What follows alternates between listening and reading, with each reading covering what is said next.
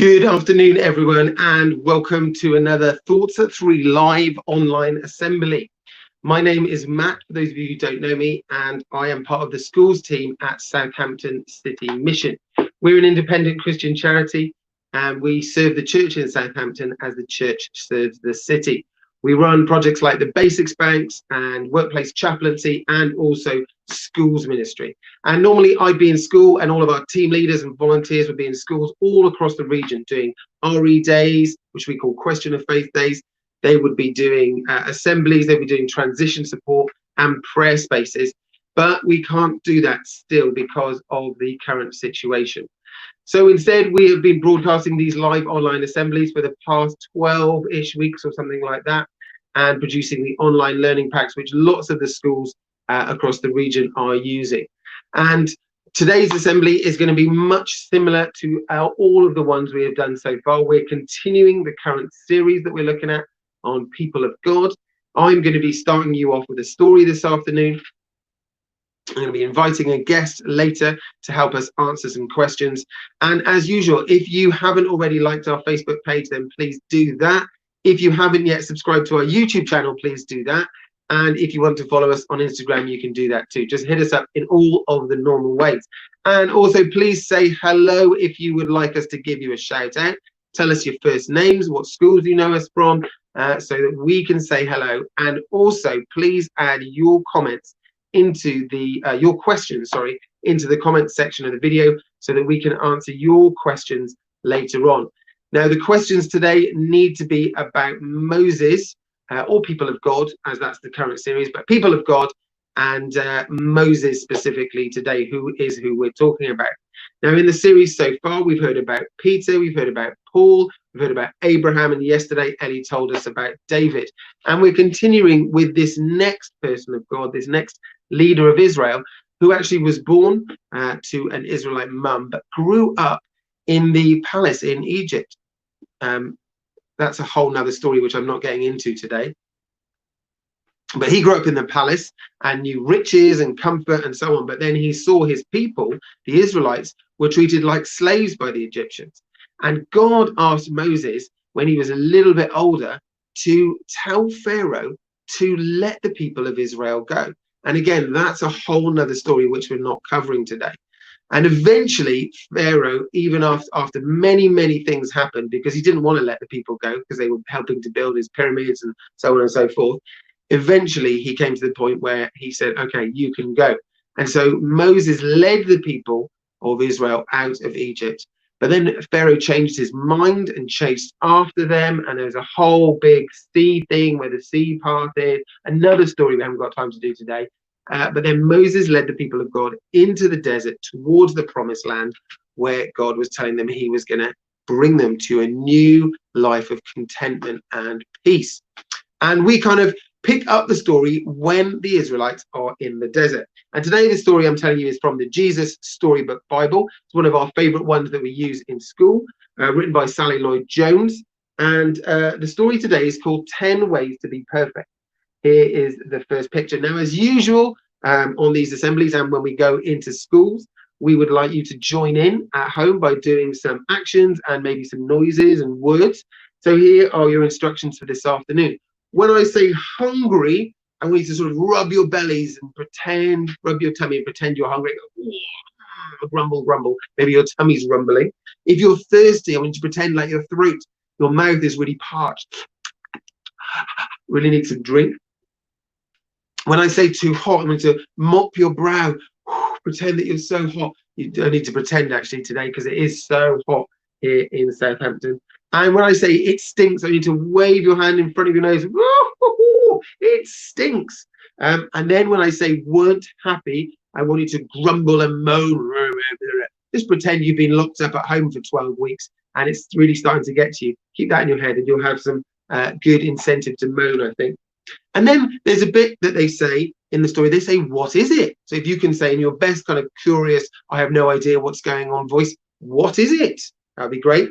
And then there's another thirsty, and then there's a bit of quarreling. So maybe you can like bicker with the person next to you, something like that. Poke them in the nose, or not, well, don't poke them in the nose, but I don't know, poke them somewhere. Pretend you're quarreling. If you've got a brother or sister or mum or dad watching with you, And then there's going to be some shaking. So you can do some shaking like this. There's going to be some thunder. You can bang on your knees to do some thunder. And there's going to be some lightning. So I'm going to go ka-chow when there's some lightning. And then finally, I want you to try and be as optimistic as you can and say, we can do it. And that's all the actions that you have to join in with this afternoon. So hopefully you can do that. I'm going to tell you this story, and then we're going to ask Ellen to join us for some questions. So here is the story of 10 ways to be perfect. There they all were. Grannies, granddads, babies, uncles, aunties, children, mums and dads, out there in the middle of the desert. They had blisters from all the walking. They were hungry. Oh, rumble, rumble. They were thirsty. And much, much too hot. Whew. We don't like it, they said. It stinks. And actually it did stink because no one had taken a bath in weeks. Now remember, because this is something that they had forgotten, you remember this. God had done amazing things for his people. He'd hidden them inside a cloud.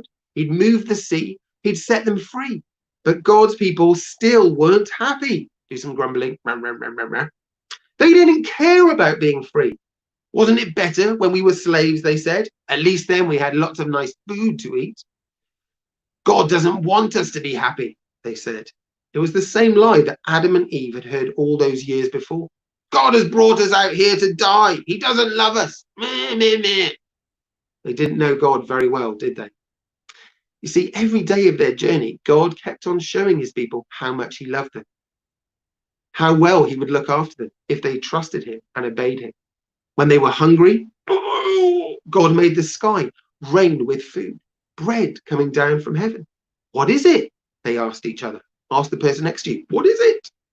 They didn't know, so they called it, what is it? Which of course is a good name for something that you don't know what it is. And when they were thirsty, they started quarreling. God made water flow from a rock. Moses called that place quarreling, because that seemed like a pretty good name too. But still, God's children didn't trust him or do what he said. They thought that they could do a better job of looking after themselves and keeping themselves happy. But God knew that there was no such thing as happiness without him. So God led them to a tall mountain. God wanted to talk to his people and show them what he was like. He wanted to help them know him better and tell him about the special land that he was going to give them. The whole earth belongs to me, God said. But I have chosen you, and you are my special family. I want you to live in a way that shows everyone else what I'm like, so they can know me too. God called Moses up the mountain. There he goes, look, up the mountain. Oh, what a tall mountain that is. And the great mountain shook. Everyone shake. A thick cloud fell and thunder roared. Remember, bang your legs for thunder? And lightning flashed. Ka-chow!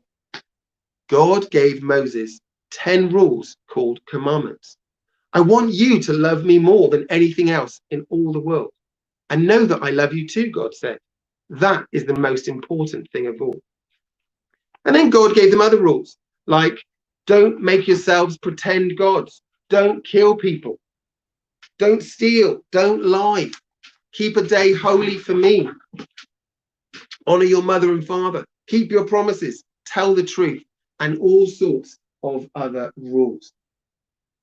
The rules showed God's people how to be happy, how to live well, how to be close to God, how life worked best. God's promises to always look after you, Moses said. Will you love him and keep these rules? We can do it, the people said. Yes, we promise. But they were wrong.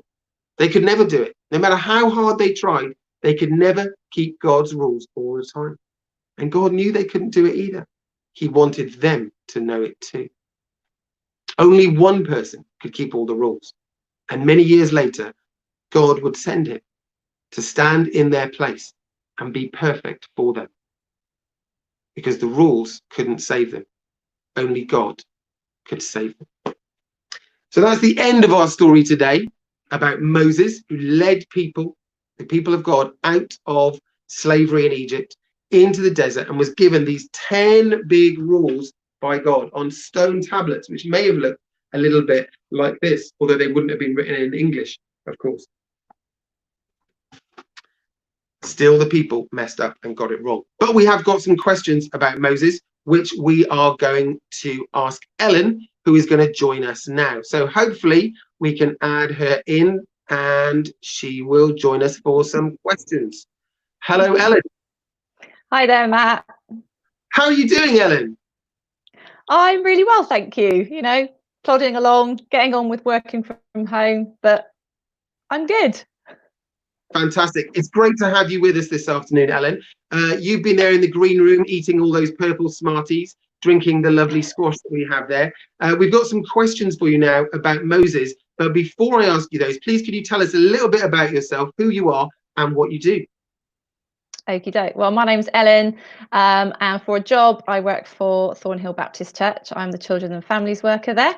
Obviously, work isn't all of my life. I have a family as well. I'm married to Simon. I've got 2 children called Anna and Ben, who are fervently, obviously, working from home and doing their homeschooling. But some of out there might know me from BFG, one of the groups we run at Thornhill Baptist Church, and Matt helps out at that group. So hi to everyone.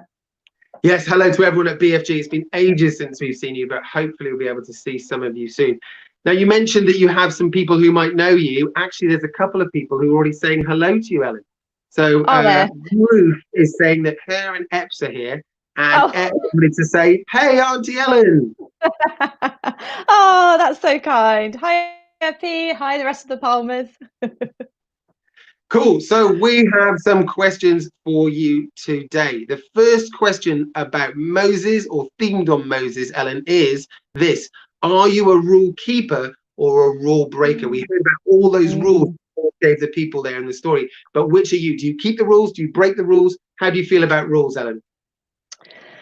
Oh, it's a really tricky one. Am I a rule keeper or a rule breaker? I'd like to think that on the whole, I'm a rule keeper and I try my best to keep the rules where I can. But I must admit, it's not easy all the time.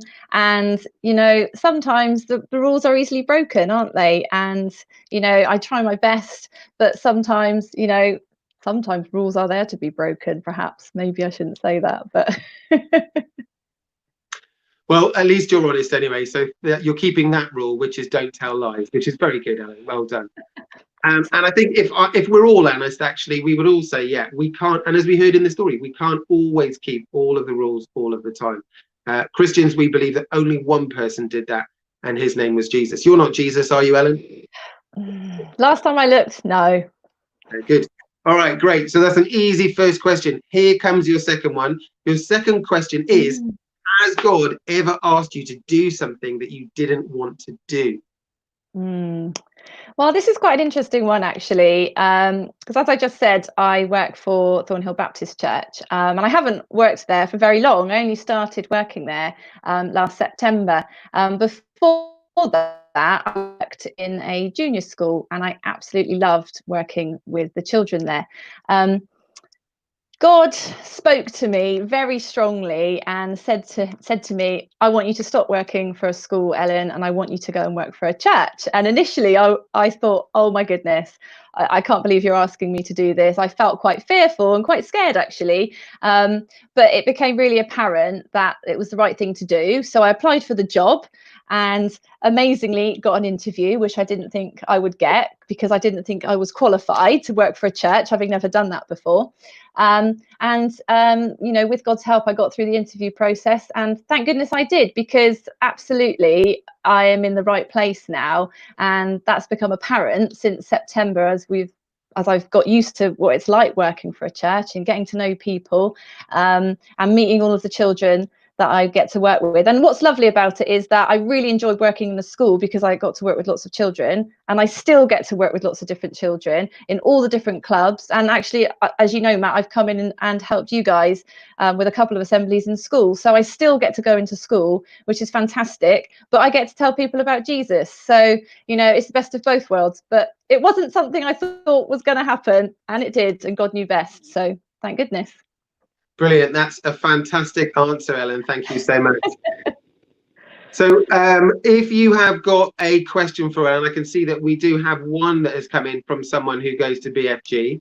We'll add that one up in a second. But if you have got a question, if you're watching live on YouTube or Facebook and you've got a question that you'd like to ask Ellen, then please do add that into the comments now, as we are going into our third and final frequently asked question about Moses.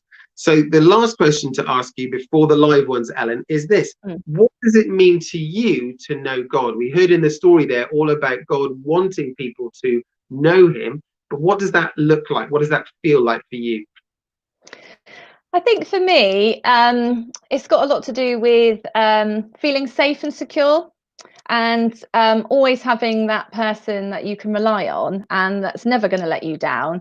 And I put a lot of my, we call it faith, but we put a lot of trust in Jesus. And actually, like in the story I just told before, he's got his best planned for you, and we might not always think it, and it might feel quite scary, but actually God knows what's best for us, and he has this amazing way of just leading you gently down the path that he wants you to go. And so I just feel that for me, knowing God is having that trust and security, and that comfort and peace that there's somebody that will always be there for you, that you can always talk to, and that they're never going to let you down.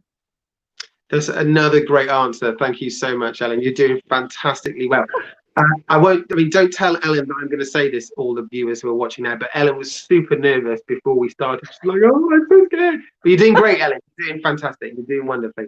So we've got 2 questions on the live chat, Ellen. We'll go to this one first, which is from Alex, who I think goes to BFG, and would like to know, why do you think that God chose Moses instead of someone else? Because to some, he wasn't the best choice. And this is true. I didn't say earlier that actually Moses ran away from the people of Israel. He did some pretty naughty stuff he shouldn't have done. He beat someone up, maybe even went a little bit further than that. Why do you think? And actually, he even said himself that he wasn't a great speaker. Pretty scared, in fact, of going to the Pharaoh to ask him to let God's people go. Why do you think God chose Moses instead of somebody else? Right. Well, firstly, hi, Alex. Alex comes to BFG, and he also comes to Extreme Live on a Sunday morning. So when we meet at TBC, we would normally be doing Extreme, which is our kids group, and Alex comes to that. So hi, thanks for joining us. Right. Well, again, I think going back to the story of myself, I didn't think I was the right person for the job that God had in mind for me. And I think Moses, obviously, when God first told him, I want you to do this, he was like, oh my goodness, how on earth could you ask me? I can't stand up in front of people, and all of the things that he felt, and he actually ran away.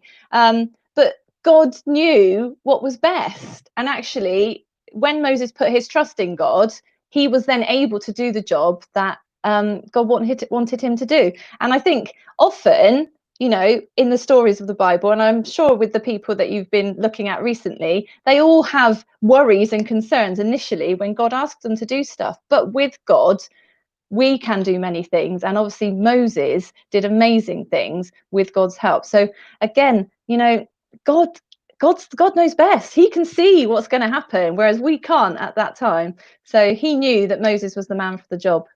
So yeah, that's a great answer. I often think that actually if God had picked really brilliant and amazing people to do these things, then actually people would have thought that it was, or the people watching would have thought that those people were fantastic. But because they were broken, because they weren't great, actually they could see God at work in them, which is the whole point, really, I guess.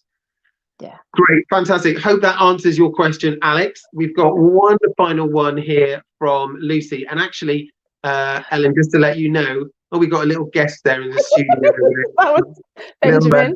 A special guest. Just to let you know, you have got people saying that they think you're doing great. So Ruth thinks you're giving great answers here, Ellen, which is great.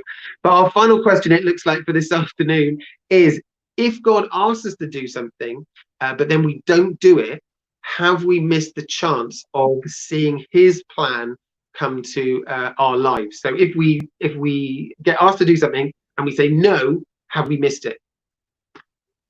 Okay, well, I think that's a great question. It's such a tricky one, because obviously the thing is with God, God knows what you're going to say. So if God asks you to do something and the first time you say, oh no, and you run away, and you have definitely not missed your chance, because randomly God already knew that you were going to make that choice. So he already has in mind and has already planned the second time that he's going to give you that opportunity. So, you know, God can see all things. You know, he's in the past, he's in the present, and he's in the future. So he already knew what you were going to ask, and he already knew what you were going to say. So obviously, yes, definitely, he's going to give you a second chance. Absolutely. And the third if you need it. Yeah, that's right. In fact, Jesus, when he was asked how many times should I forgive someone, said, is it 7 times or 70 times? Jesus said 70 times 7. So actually, God gives us more chances to come into line with his purposes and plans than, in fact, we can probably even count. And one of my favorite verses in the Bible, Romans 8:28 says, God works all things together for the good of those who love him and live according to the calling he has on their lives. So even if we say no sometimes, or we don't get it initially, I think God is still working things together for our good so that we can come into line with his purposes. Great. Another fantastic answer. And you've got another admirer out there as well. Auntie Ellen, you've done so well from X and a little perfect hand sign. So thank you so much, Ellen, for being our special guest this afternoon. We've really enjoyed having you on. Is there anything you would like to say before we say goodbye? I'd just like to say thank you so much for having me. If you're not already on our Facebook page, which is Kids at TBC, please join our Facebook page. We often run competitions, and you can find out all about all the different clubs that we run and how we're doing things slightly differently due to lockdown, and also just keeps you up to date with all the news and bits and pieces to do with our kids club. So please join that Facebook page. So the Facebook page that people are looking for is called Kids at TBC, is that right? That's correct. Fantastic. That's a public group that you can find, or a page that you can find on Facebook, to connect with all of the fantastic kids ministry stuff that Thornhill Baptist Church is doing. Yeah. Well, thank you so much for joining us, Ellen. I will say goodbye now, and I hope to see you back at BFG sometime soon. Thanks, Matt. Bye. Bye. Great. Thank you again to Ellen for doing so well. We're going to say a prayer now just to finish. And if you would like to join in with the prayer, then at the end, when I say amen, then you can also say amen. Amen just means I agree. If you don't want to say amen, that's fine. Say nothing. It will go over your head and you'll be fine. But whether we pray or not, whatever we believe, we can all think, because we all have brains. So I'll just encourage you just for a moment to have a think about these things for yourself. Are you doing what you think you should be doing, or what God thinks you should be doing? Do you know that actually, even though you've broken the rules many times, God still loves you and wants the best plans for your life? Keep that in your mind just for a moment as I pray.